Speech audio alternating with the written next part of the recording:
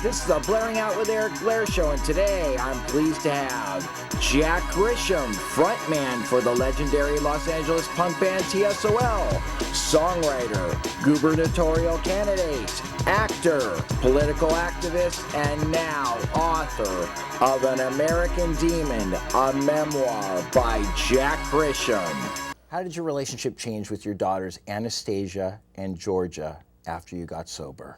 Well, Georgia wasn't born, my second daughter, Georgia, 11 years old.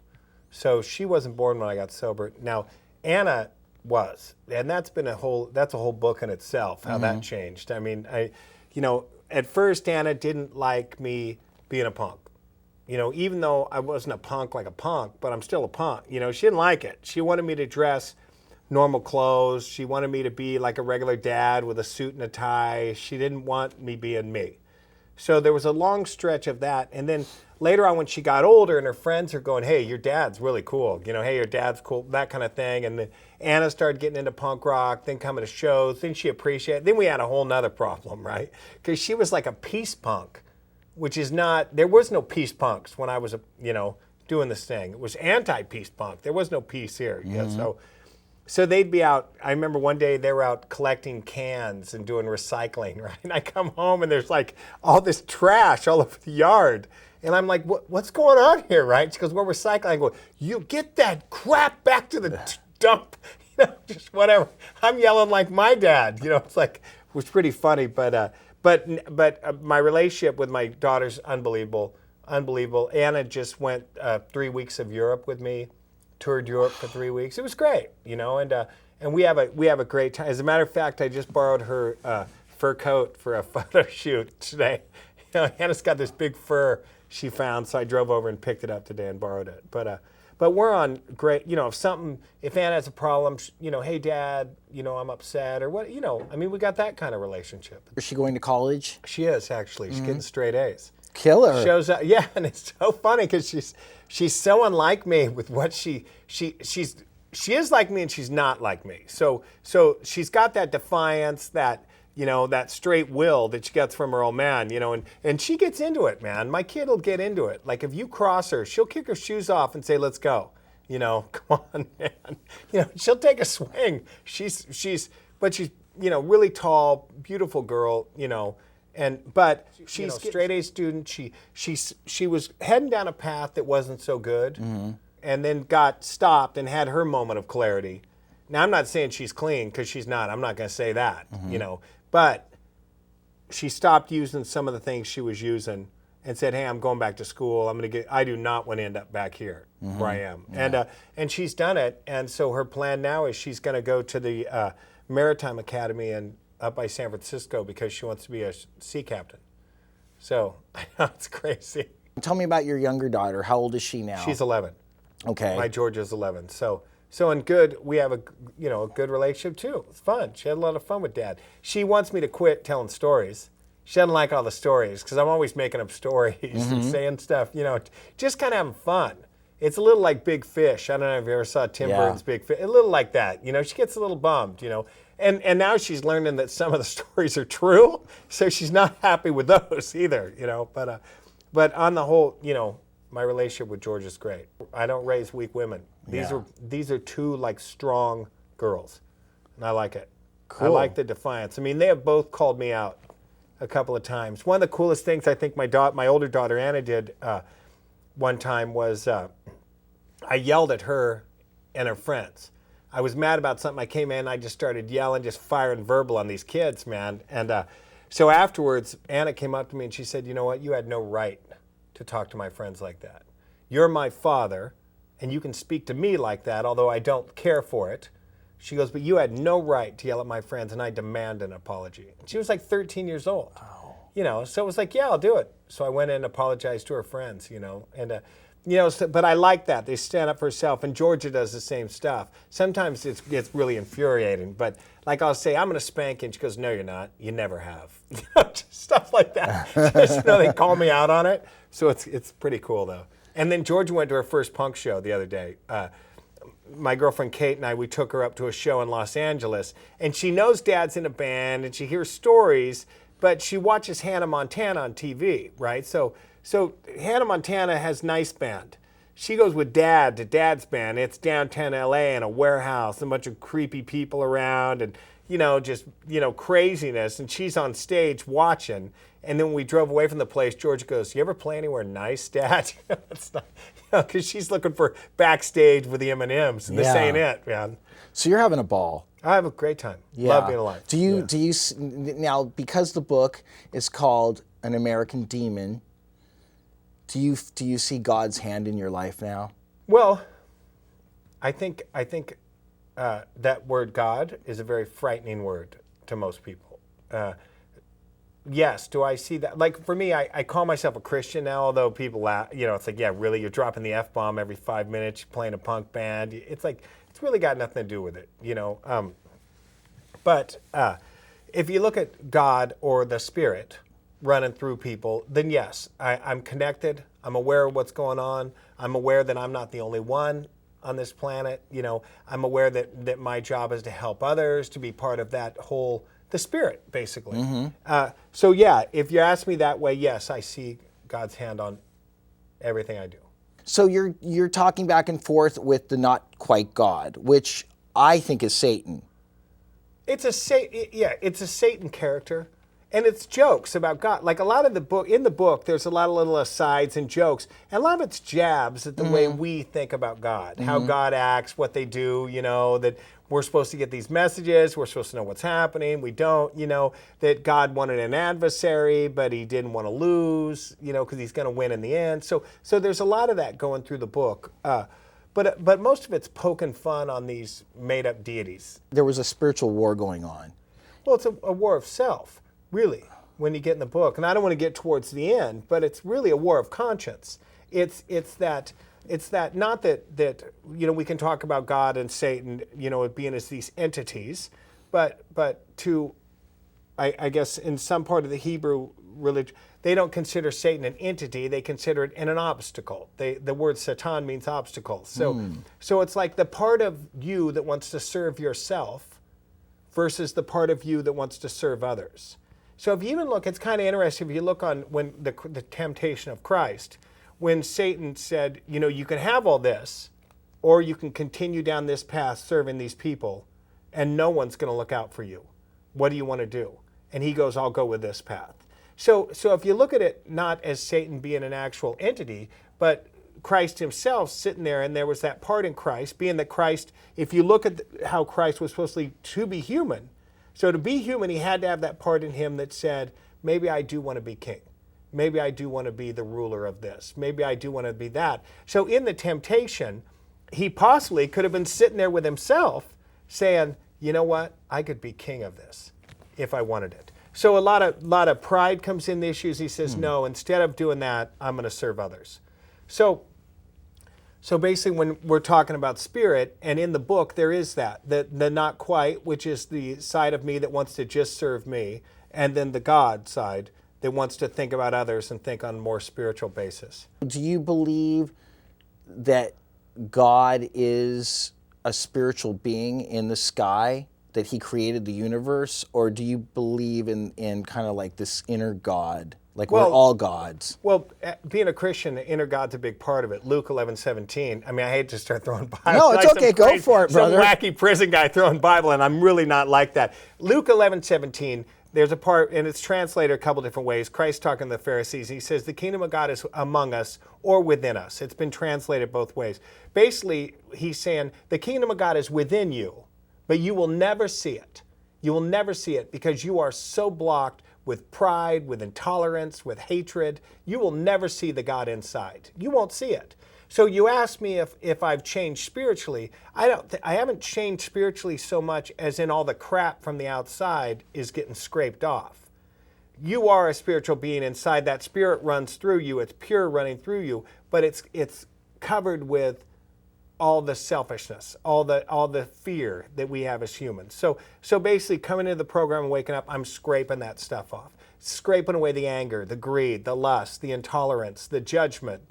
When that gets scraped off from the outside, pure spirits left underneath. And it's never completely scraped off until we're gone. So you believe that you are actually cleaning yourself up. You don't believe that you've opened yourself up to the Spirit of Jesus Christ and that He's helped to transform you. Well, whatever you want to say, I don't like putting a name on God, because what I have found out is that you can speak about God with anyone in the world as long as you don't name it. Of course. There's controversy. Yeah, but don't name it.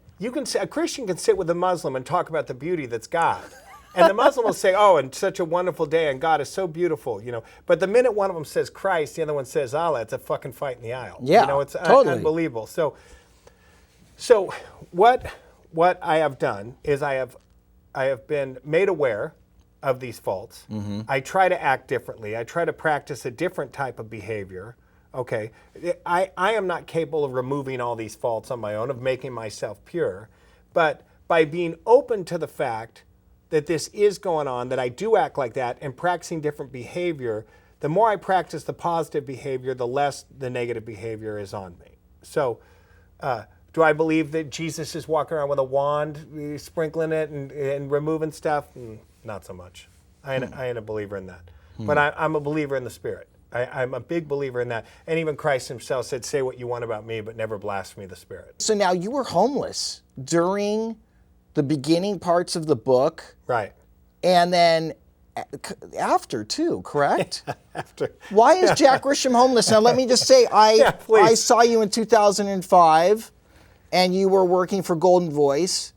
No, I was just grabbing a show or two. I wasn't working for Golden Voice. Okay, all right. I was working for somebody else it was just a job, paying bills. You got kids, you got to do whatever you got to do to pay the bills. Yeah. Absolutely. So I did see you working in different ways. What happened? Well, my ex-wife and I at the time, we had bought a business, a clothing store business, like a high-end clothing store. And then when the economy tanked, everything went.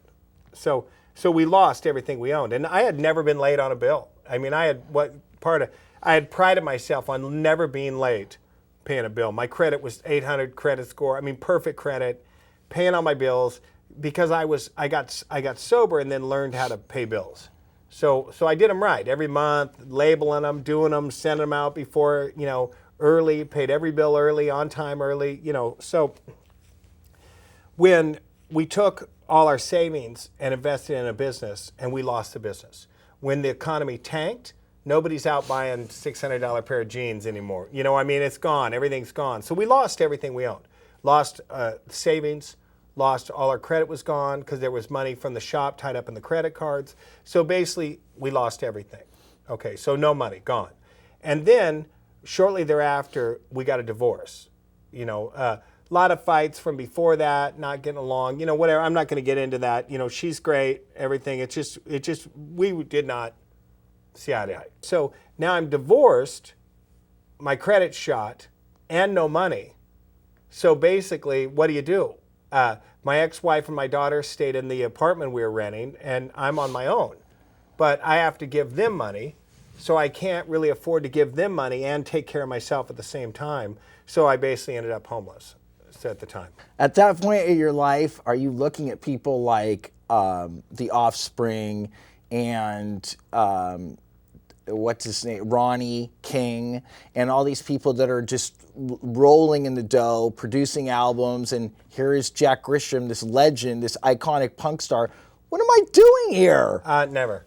Really? I never really got to that point, because that's not my job anymore. My job's not punk star, it's not book guy, it's not this. My job is basically to pay back what I've done to people. I mean, my job is to be of service. That's the job. That's who I work for, being of service. So if I can stick a hand out, send a kind word, do something, I'm a success. Complete success. My job isn't to get money, So don't get me wrong, I love money. Money's great. You can have a lot of fun with money's good. Yeah. And you need money, but that's not the main motivation anymore. So I didn't really think like that as much as in smaller aspirations, like, hey, it'd be nice to have a house to live. It'd be nice to have a shower. It'd be nice to have a kitchen to cook something in. Knocking on people's doors at 10 o'clock, hey, can I stay the night here? Hey, can I, little rough. It's a little rough. But the bitterness, if I felt bitterness before, it was gone. I'm glad that people do good. I'm glad that people are successful. And would I like to have more success? Yeah, great. I mean, it looks like the book's going to be a success. A lot of people are, raving about it, So we'll see what happens. But that's not the end goal anymore. And gladly so, because when you're in goals, fame, money, all that, and all of a sudden the fame's gone, you're done. And all of a sudden you get a big amount of money and you're looking at the money and all of a sudden the money just doesn't do it anymore. You're not getting the same feel. I think one of the worst and best days of my life was the day that I realized that winning the lottery was not going to help me. Because I realized it wouldn't be enough. It's like, yeah, I'm going to get this, but now what? There will come a day that I will not be satisfied.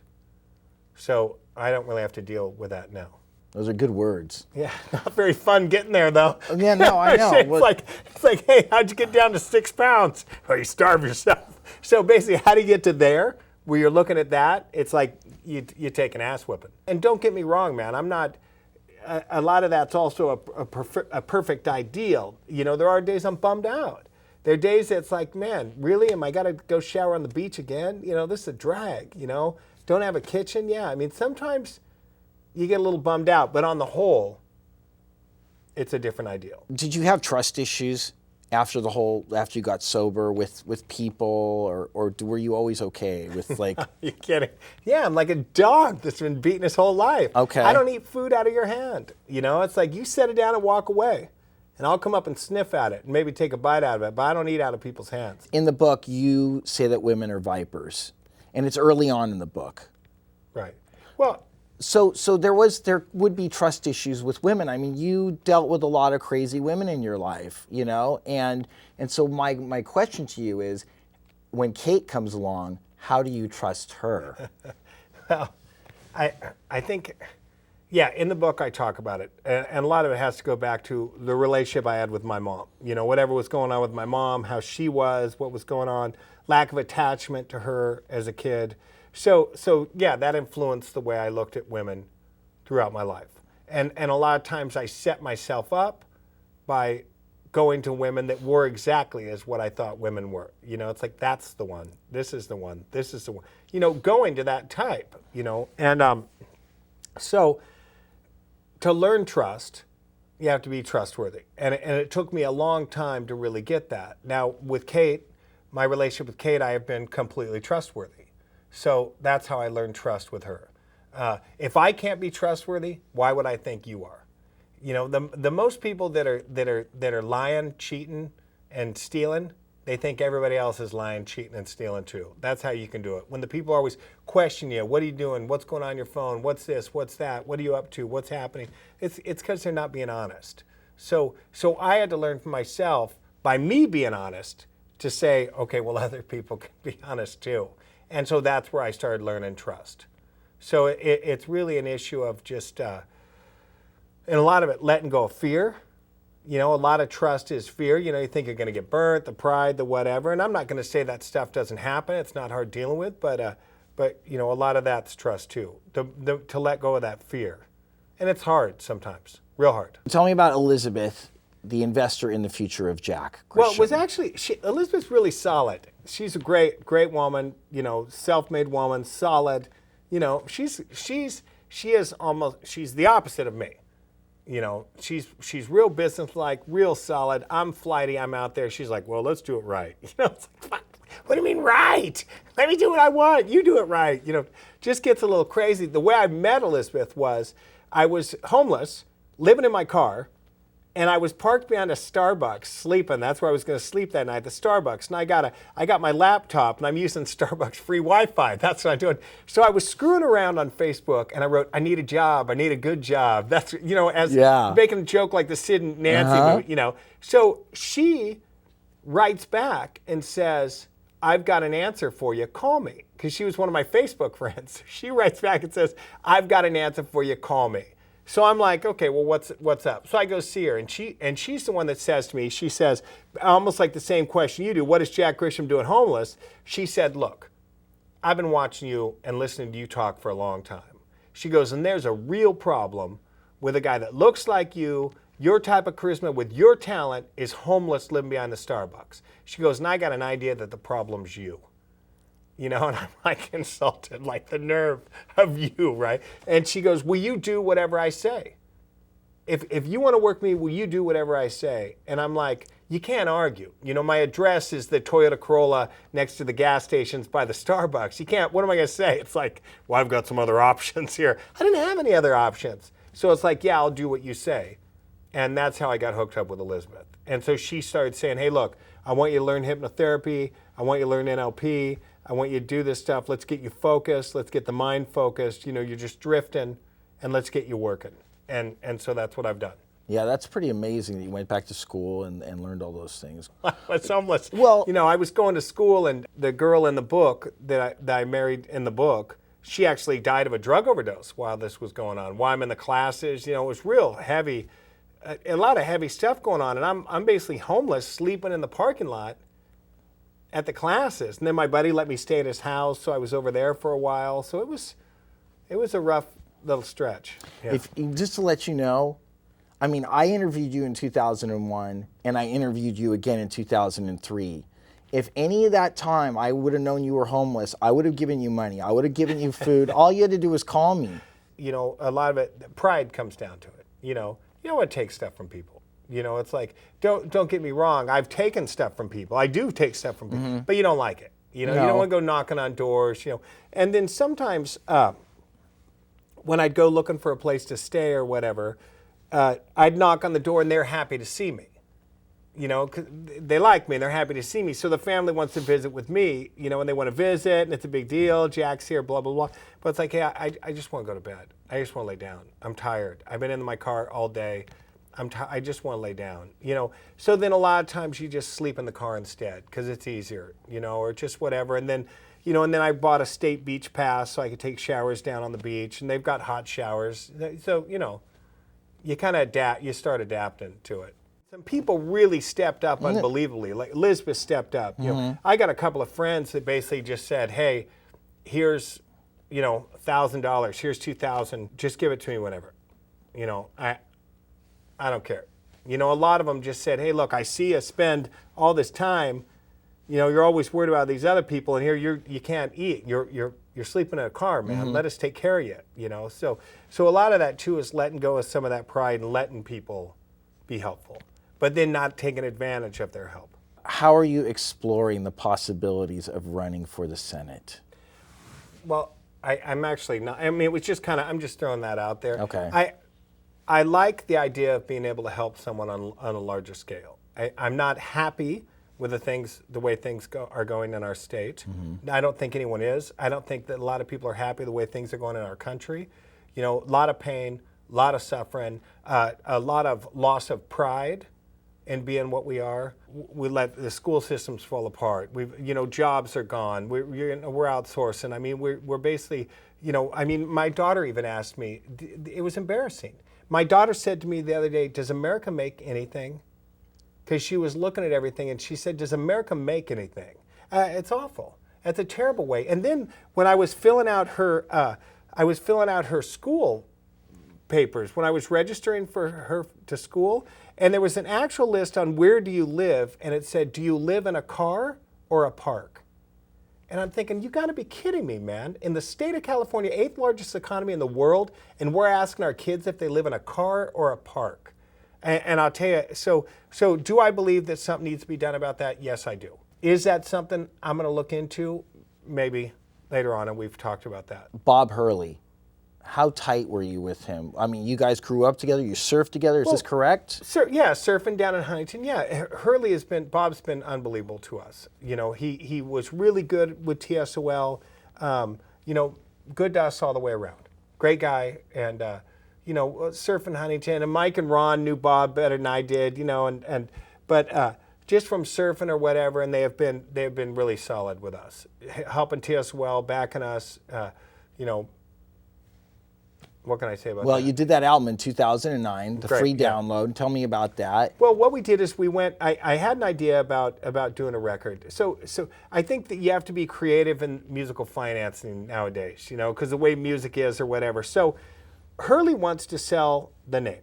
They want to get the name out. They want name recognition. That's what they want. They pay for advertisement. That's their job. We need to get the name out so we sell clothes. We want to make a record, and we can't afford to do it ourselves, and we need money.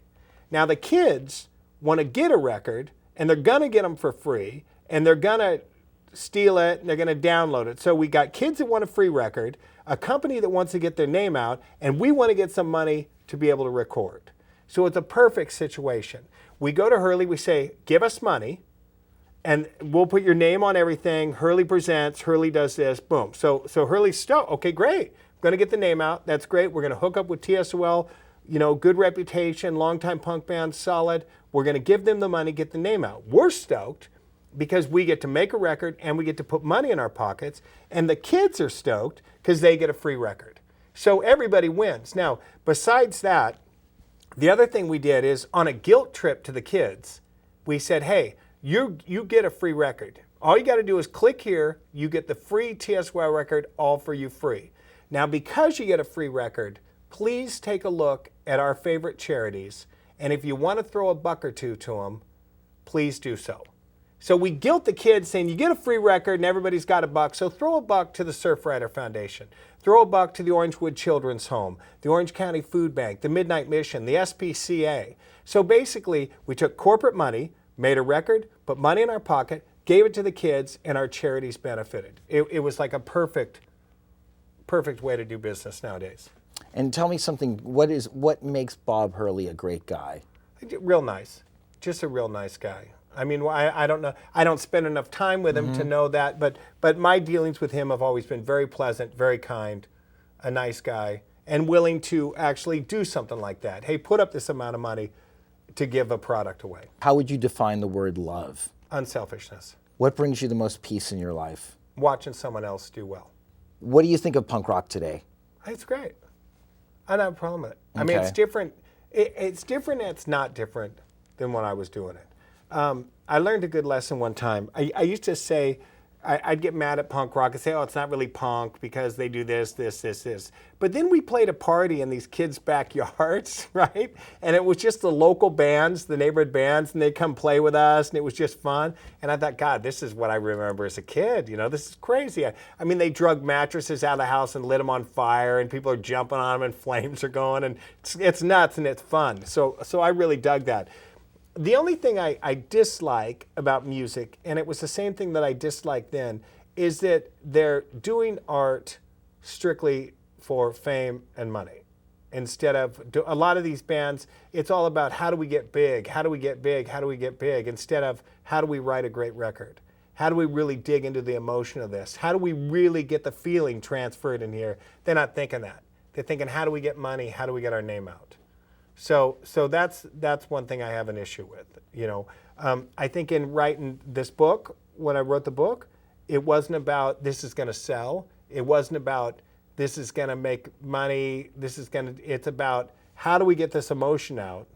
And then because of that, we didn't really worry about who it was going to offend, who was going to do whatever. It was strictly that project. So now people pick it up, and that emotion's packed in there, and they read it, and they just go, oh my God, So I think we're missing the oh my God factor in punk rock and in music sometimes. There's not a lot of people, at least that I see in some of these areas, that are really just doing it to do it, not caring about. And that was the thing, early punk rock, we weren't going to get played on the radio. We weren't going to be million sellers. So it was really about, let's make something cool. Joe Escalante, I love his wife. She rocks. Very nice. Okay, so I got into kind of a fun little argument with him about El Duce. Don't be like El Duce. I heard he ate his own feces. What are you supposed to do with it? Not eat it. Waste it. No, look, it deserves to be flushed. If you had a Duce from El Duce, you'd probably eat it too. No, I would not. No, I'm sorry, we don't do that here. Yeah, that's bad bacteria. And I kicked him into a toilet one time. He was, El Duce was actually standing at a urinal peeing, and I just kicked him right into it. He just kind of fell forward into it. Just a little upset with me for it, but whatever. What's next for Jack Grisham? Basically getting this book out, really is what the part is now. It's just, and it's a whole different world, man. Guys that make books are not me. So basically it's going around touring, playing some music, and then talking about the book, getting the book out, dealing with it. And I already started another book, so. What's your other book going to be about? Well, I don't want to say it because it's kind Okay. of, yeah. But I started another book that's kind of along these same lines, but a little different. Jack Grisham, thank you so much for being on the Blairing Out with Eric Blair show. Thanks, Eric. Third time. Third time's a charm. Yeah. Hooray! Yay! All right, good. this is the Blairing Out with Eric Blair show with Jack Grisham of T.S.O.L. signing off. The Blaring Out Show.